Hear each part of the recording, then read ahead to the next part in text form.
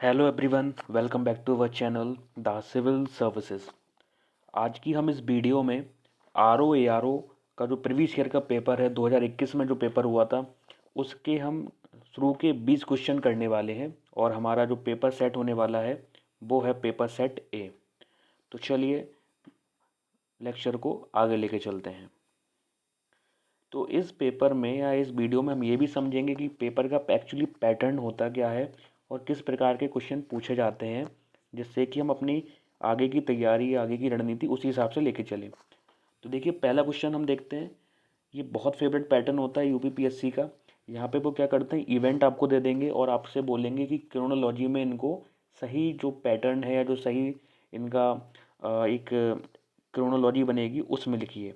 देखिए, पहला जैसे बताया गया यहाँ पे असैसिनेशन ऑफ करजन वायली। तो भाई सबको पता है कि मदन लाल ढींगरा ने 1909 में जुलाई मंथ में दैट पर्सन करजन वायली इनको असैसिनेट कर दिया था। ठीक है, इसी प्रकार से यहाँ पे हम लिख लेंगे कि ये 1909 की बात थी। खुदीराम बोस का जो एग्जीक्यूशन हुआ था ये हुआ था 1908 में।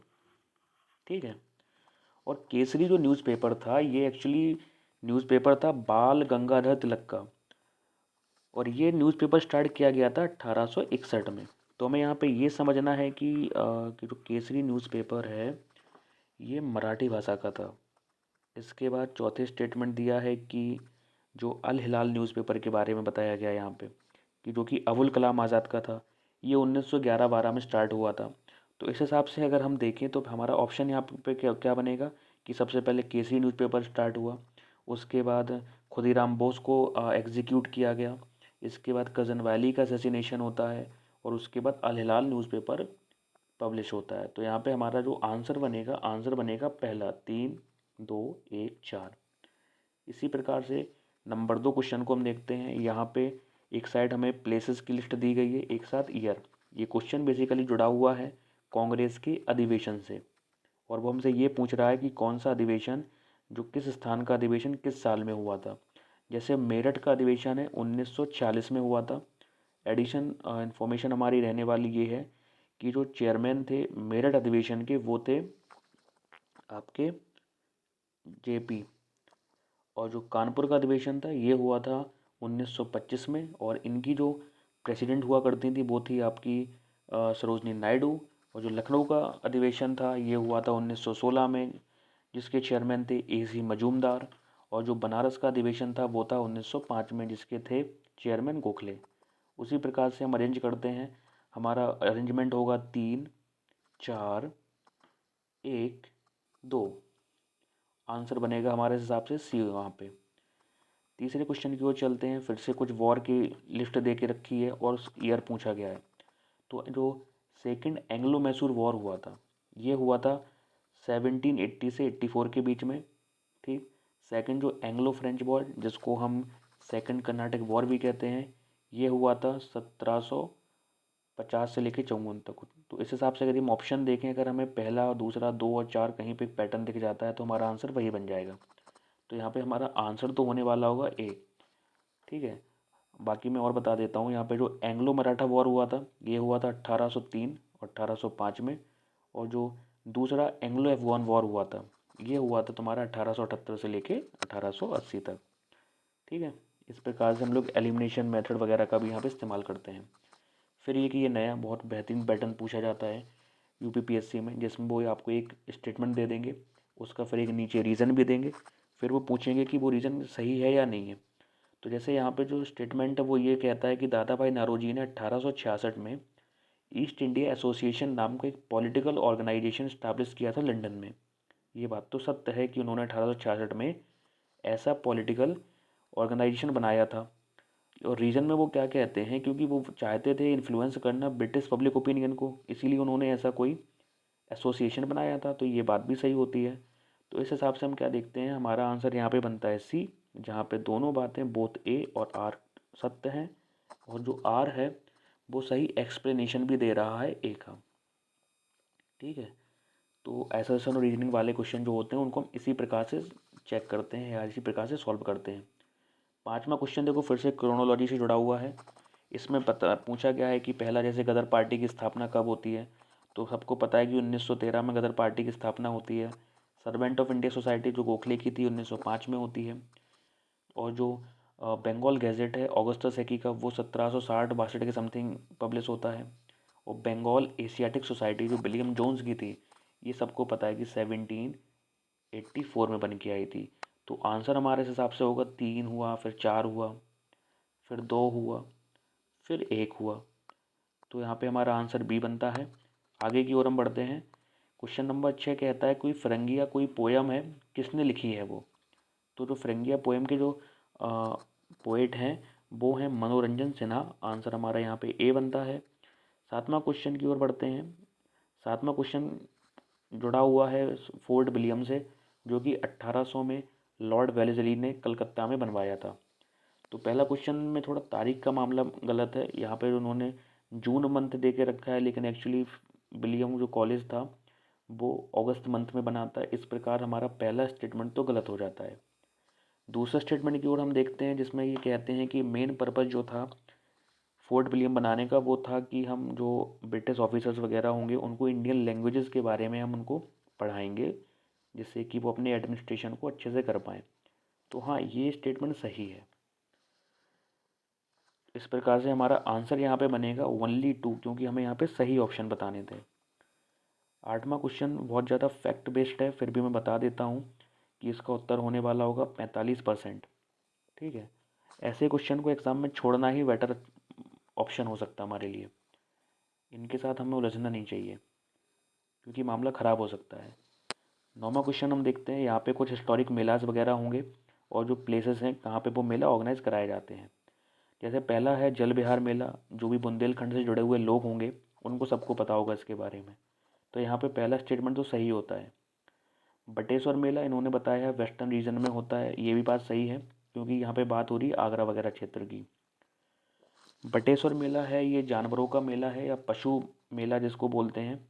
ठीक है, बलदेव छठ होती है, ये हरियाणा से जुड़ी हुई है यहाँ पे। तो वास्तविकता में क्वेश्चन के हिसाब से हमें बताना था कि कौन सा ऑप्शन है जो गलत मैच है या जो नॉट करेक्टली मैच। तो यहाँ पे सी ऑप्शन हमारा आंसर बनता है इस क्वेश्चन के लिए। बाकी शुक्रताल मेला भी आप समझ जाओ, मुजफ्फरनगर में है ये। ठीक है, आगे बढ़ते हैं 10वें क्वेश्चन की ओर, जिसमें ये बताया गया है या पूछा जा रहा है आपसे कि बंगाल प्रेसिडेंसी से उत्तर प्रदेश को कब अलग किया गया। तो इसका उत्तर है 1834 में ऐसा किया गया था। ठीक है, आगे की ओर बढ़ते हैं 11वें क्वेश्चन की ओर, जिसमें बताया गया है कि किस वर्ष अंग्रेज़ों ने इलाहाबाद के किले के ऊपर अपना कंट्रोल इस्टेब्लिश किया। तो इसका आंसर बनता है 1907 वाला। तो 1797 वाला आंसर इसका करेक्ट होता है, और करेक्ट आंसर होगा डी 11वें का। 12वें क्वेश्चन की ओर हम बढ़ते हैं।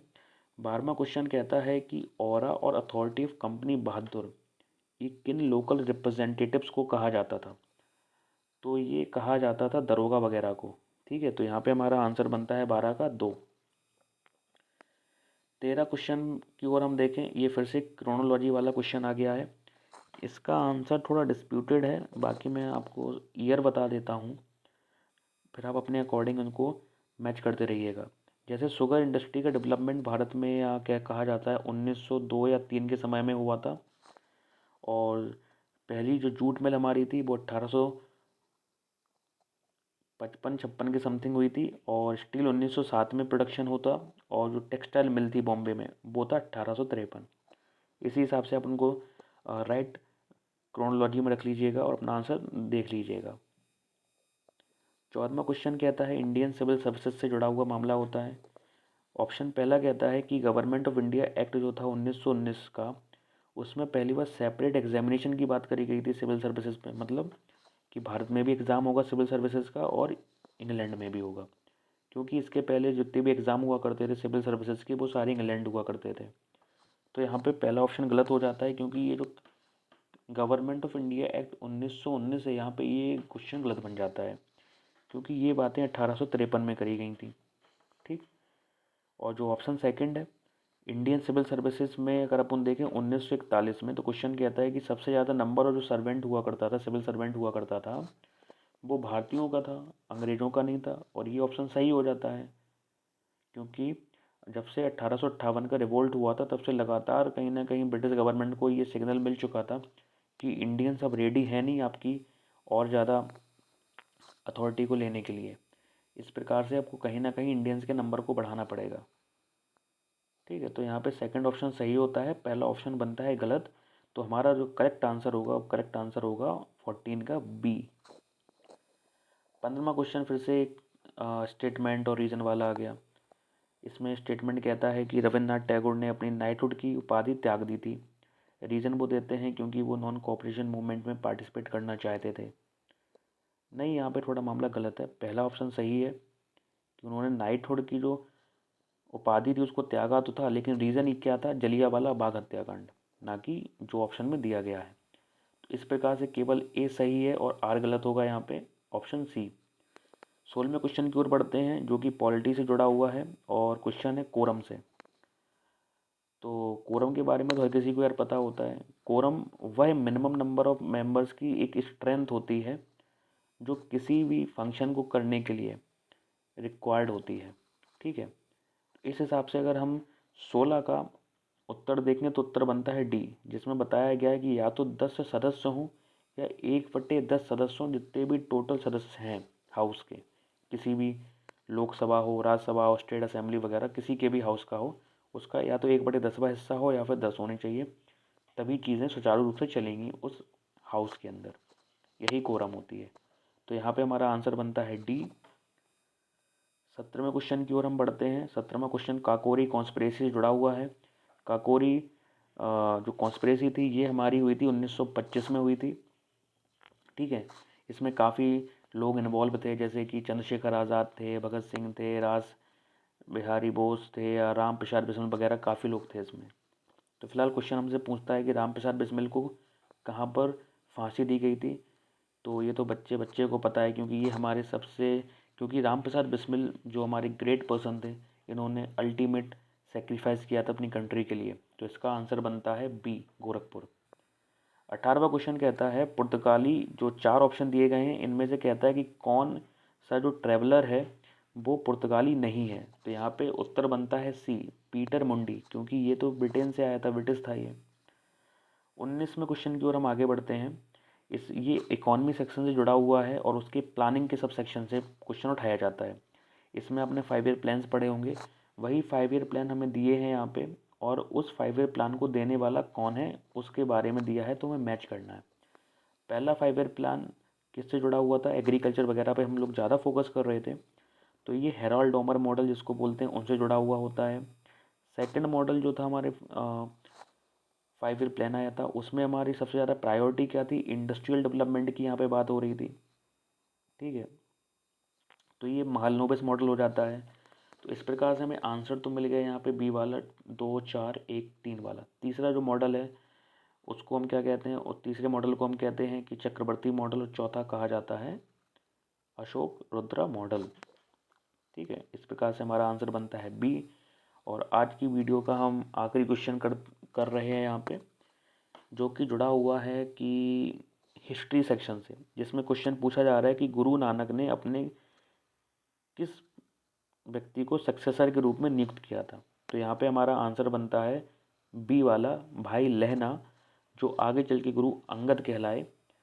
ठीक, तो उसी प्रकार हमने इस वीडियो में 20 क्वेश्चन करे, और आने वाली वीडियो में भी हम ऐसे 20-20 करते हुए क्वेश्चन करते जाएंगे, जिससे कि वीडियो भी ज़्यादा लंबी नहीं होगी और चीज़ें भी हमारी पूर्ण होती रहेंगी। बाकी हमारे साथ जुड़े रहिए। कोई सजेशन अगर आपको देना है तो सजेशन दे सकते हैं। ये एक एफ़र्ट है चीज़ें आगे लेके जाने के लिए।